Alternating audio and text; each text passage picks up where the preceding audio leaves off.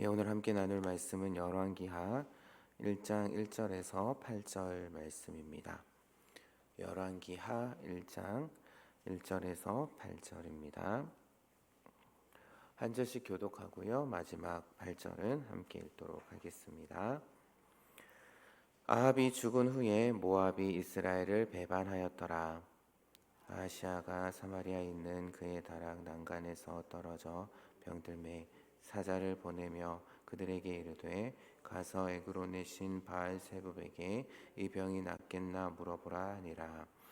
여호와의 사자가 디셉 사람 엘리야에게 이르되 너는 일어나 올라가서 사마리아 왕의 사자를 만나 그에게 이르기를 이스라엘에 하나님이 없어서 너희가 에그론의 신 바알세붑에게 물으러 가느냐. 그러므로 여호와의 말씀이 내가 올라간 침상에서 내려오지 못할지라 내가 반드시 죽으리라 하셨다 하라. 엘리야가 이에 가니라. 사자들이 왕에게 돌아오니 왕이 그들에게 이르되 너희는 어찌하여 돌아왔느냐 하니 그들이 말하되 한 사람이 올라와서 우리를 만나 이르되 너희는 너희를 보낸 왕에게로 돌아가서 그에게 구하기를 여호와의 말씀이 이스라엘에 하나님이 없어서 내가 에그론의 신 바알세붑에게 물으려고 보냈느냐. 그러므로 내가 올라간 침상에서 내려오지 못한지라 내가 반드시 죽으리라 하셨다 하라 하더이다. 왕이 그들에게 이르되 올라와서 너희를 만나 이 말을 너희에게 한 그 사람은 어떤 사람이더냐. 그들이 그에게 대답하되 그는 털이 많은 사람인데 허리에 가죽띠를 띠었더이다 하니 왕이 이르되 그는 디셉 사람 엘리야로다. 아멘. 오늘은 헛된 우상을 찾는 마음, 진노의 심판 선언이라는 제목으로 함께 말씀을 나누겠습니다. 이제 오늘부터 다시 열왕기하 말씀을 새벽 시간에 나누도록 할 텐데요. 사실 열왕기상과 열왕기하는 하나의 말씀이었는데 나누어진 것입니다. 그렇기 때문에 우리가 열왕기하 말씀을 시작할 때도 열왕기상 마지막 부분과 연결해서 그렇게 생각해 보는 것이 좋지 않을까 합니다. 열왕기상 22장의 말씀을 보면 아합이 길앗 라못 전투에서 아람과 싸우다가 죽게 되죠.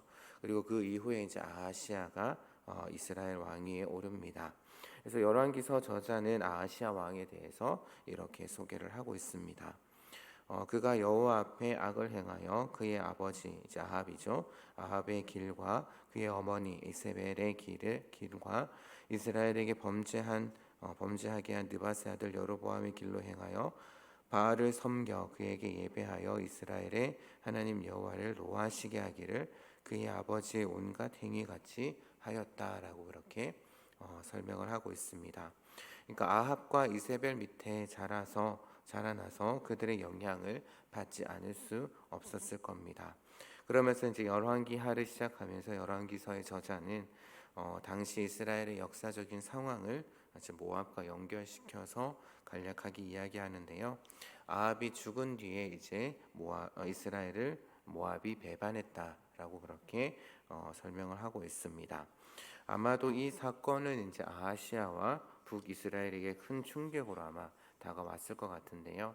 그러니까 모압으로부터 받은 그런 경제적인 이익뿐만 아니라 아하시아의 명성에도 이스라엘의 명성에도 아마 큰 타격을 주었을 겁니다. 그런 면에서 본다면 아하시아가 왕위에 오르자 모압이 반역했다라는 것은 아하시아가 지금 큰 추락을 경험하고 있다라는 것을 우리에게 보여주고 있습니다. 하지만 모압의 반란과 독립은 그의 첫 번째 추락에 불과했고요. 아하시아는 더 큰 추락을 앞에 두고 있었습니다. 바로 2절을 보게 되면 아하시아가 사마리아에 있는 그의 다락 난간에서 떨어지고 그래서 아마 큰 병에 걸린 것 같습니다. 아마도 아하시아가 사마리아 궁전 아마도 2층에서 추락한 것으로 이렇게 보이는데요. 그래서 거기서 추락한 것은 아하시아의 두 번째 추락이면서 아하시아에게는 치명적인 그런 영향을 끼칩니다. 그리고 또한 그래서 자신의 병이 나을지 않을지 에그론의 신 바알세붑에게 물어볼 것을 신하들에게 명령을 하는데요. 바알 세부분 이제 파리들의 주라는 그러한 의미를 가지고 있고, 그래서 그 당시 이제 이것을 이제 긍정적으로 본다면 그 당시 질병을 옮긴다라고 여겼던 파리를 쫓아내는 그런 능력을 가진 신으로, 아마 치료의 신으로 여겨졌던 것으로 보입니다. 아마도 이제 아하시아도 이에 대해서 알고 있었을 것이고, 그래서 신하들에게 바알세붑에게 가서 자신의 병이 나을지 낫지 않을지 물어보라고 이렇게 명령을 내린 것으로 보입니다. 그래서 아하시아가 그의 사자를 바알세붑에게 보낸 것처럼 하나님께서는 하나님의 사자를 엘리야에게 보내시고, 그래서 아하시아 왕에게 말을 전할 것을 그렇게 명령하시는데요. 그래서 엘리야는 그 명령에 순종해서 이제 사마리아 사자들을 만나서 하나님의 말씀을 전합니다. 이스라엘에 하나님이 없어서 너희가 에그론의 신 바알세붑에게 물으러 가느냐? 이제 여기서 보게 되면 이제 두 사신이 충돌을 하게 되죠.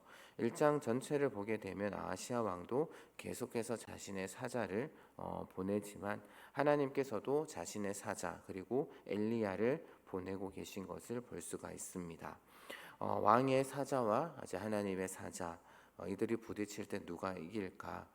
왕은 자신이 다스리는 지역의 모든 권세를 가지고 있지만 선지자는 사실 이 세상에 가진 것이라고는 오직 하나님의 말씀뿐인 그러한 사람입니다.